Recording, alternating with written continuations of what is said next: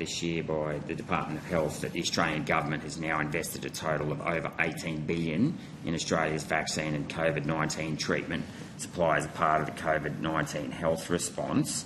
Now, I'll just qualify that $18 billion, put some context around that. So in my home state of Queensland, there was a new hospital built on the Sunshine Coast for $1.8 billion that had 450 beds in it. So we're talking about 10 seriously big hospitals there that have been spent on COVID treatments. So Senator, we're just trying to understand where you've got the $18 billion number from. Well, I'm happy to table it if you like. It's from the Department of Health. It was earlier this year. So the Australian government has invested a total of over $18 billion in COVID vaccine and treatments. It might be useful if we just table that so we understood what or provided the Chair agrees, so we can understand the context of what was put forward. So we went out and bought, or the Australian government bought 300 million doses of COVID vaccines. This is before your time, I accept.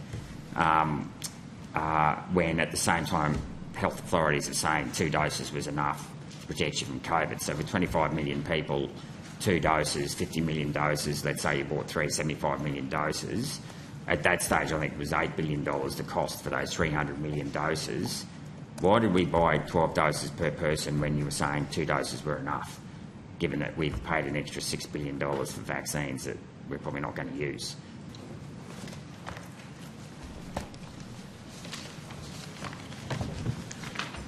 Penny Shakespeare, Deputy Secretary, Health Resourcing Group.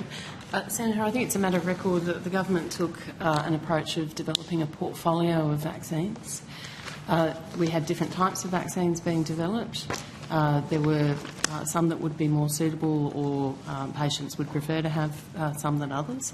So it wasn't that there was a one-to-one purchase of a vaccine in the doses required for each citizen. Well, I guess that's my point. I mean, it's great that people had a choice, but you needed, let's say, 3 doses per person, 75 million doses. You went out and bought 300 million, and I've just quoted what it cost to build a hospital 10 years ago on the Sunshine Coast, $1.8 billion. You've spent about an extra $5 or $6 billion on doses that were never going to be able to be rolled out. So that's an expensive choice, isn't it? I mean, either the vaccine works or it doesn't.